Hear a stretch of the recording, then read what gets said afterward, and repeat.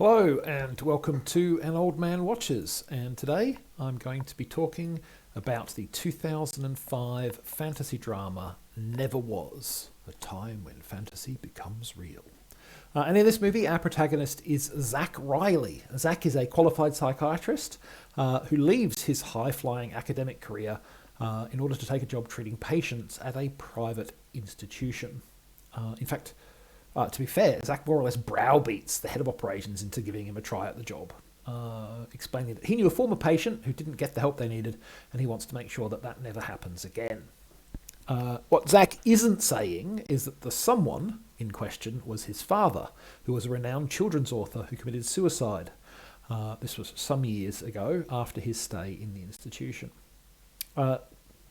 Zach's also failing to mention that he has some psychological issues of his own. He barely ever sleeps, he's being too plagued with nightmares and the guilt he feels over his father's death.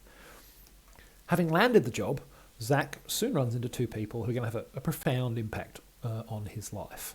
The first is Maggie Payne, a once tomboy little sister of a childhood friend who has, in the way such things happen in movies, blossomed into a beautiful young woman. Will there be kissing? There will be kissing. The second person is Gabriel, a patient at the clinic who believes Zach has come to rescue him from the dungeon where he currently resides and return him to Neverwas, which was the fairy tale kingdom from Zach's father's books. Now, clearly, Gabriel is not playing with an entirely full deck, but Zach can't help find himself intrigued, especially when he learns that his father used to write to the other man. Is there more to Gabriel's story than merely deluded rantings? So, Neverwas was written and directed by Joshua Michael Stern in his directorial debut and debuted at the 2005 Toronto International Film Festival as one of the special selections. But it failed to secure a theatrical release and ultimately went straight to video, or DVD, 2 years later. And I think there were some good reasons the film failed to find a distributor. From a technical sense, I think in particular, the directorial style that Stern exhibits here feels much more like a TV movie than a major feature. But Neverwas is certainly not without its positive aspects. And I'm not surprised that it has at least as many passionate fans online as it does detractors. So, let's dive into what does and does not work, in my opinion. So, first of all, let's talk about the cast. Zach is played by Aaron Eckhart. And Eckhart has never quite made the transition to major box office star, but he's certainly shown his acting chops in a variety of projects. He had a Golden Globe nominated role in Thank You for Smoking, which also dates to 2005, like this movie. And since then, he's had a number of significant supporting roles in big box office hits like The Dark Knight and Olympus Has Fallen. So, he's a reliable hand, and yet, even so, he's somewhat overshadowed by the talent that has been assembled for this film. You've got Nick Nolte, William Hurt, Jessica Lange in a regrettably underdeveloped role, and Alan Cumming all popping up in supporting roles. You also got Brittany Murphy, who sees this a rare opportunity to do something outside of the ditzy blonde stereotype into which she was often shoved. She plays Maggie Payne. But the real scene stealer, as is often the case, is Sir Ian McKellen, who plays the role of Gabriel. I've never seen McKellen turn in a bad performance, and he's wonderfully affably engaging as a man whose delusions, if they are indeed such things, are far more real and important to him than his existence as a patient in a psychiatric institution. I think whatever flaws you might or might not find in Neverwas, the actors' performances are not going to be one of them. Now, central to the plot of Neverwas, of course, is the magical kingdom of that name. Is it a real place, a secret and fantastical world that can only be entered Narnia-like by a chosen few at a chosen time? Is Zach one of those chosen people? Or is it just the mad ravings of a confused old man? Well, for much of its running time, this film is not going to commit to a clear answer on that question.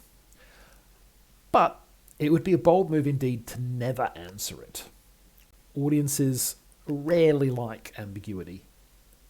Now, as always, there are exceptions to this rule. Occasionally, a work of fiction can make a lack of clear answers into a feature rather than a flaw, but that is no easy needle to thread.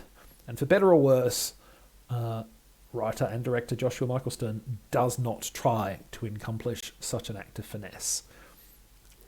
He does commit to an answer, and it's probably here that the film runs into its core problem/challenge, depending on how you want to look at it.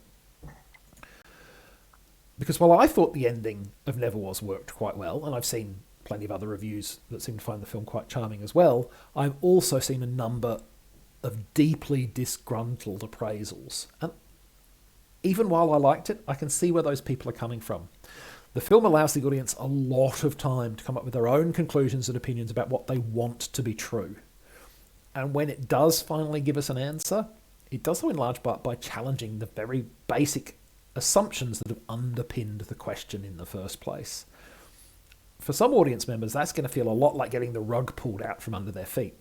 I thought I was watching a movie that was answering the question A, and it turned out that it was saying, well, actually, shouldn't you have been asking the question B all along?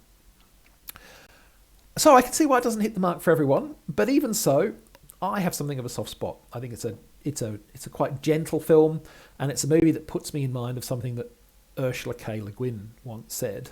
She was an author, for those of you who don't know her. And she said, fantasy is true, of course. It isn't factual, but it's true. Children know that. Adults know it too, and that's precisely why many of them are afraid of fantasy. And they don't know that its truth challenges, even threatens, all that is false, all that is phony, unnecessary, and trivial in the life that they have let themselves be forced into living. They are afraid of dragons because they are afraid of freedom. And for better or worse, Neverwas reminds me of that quote. So yeah, if you don't mind the fact that the journey it's taking you on might not be the journey you expected up front, I think it's worth a look. Next time, a movie where the magic is definitely real. Studio Ghibli's 2004 release, Howl's Moving Castle. Spoilers, it's really good. But that's next time. Until then, thanks for watching this video, and I hope you enjoyed it.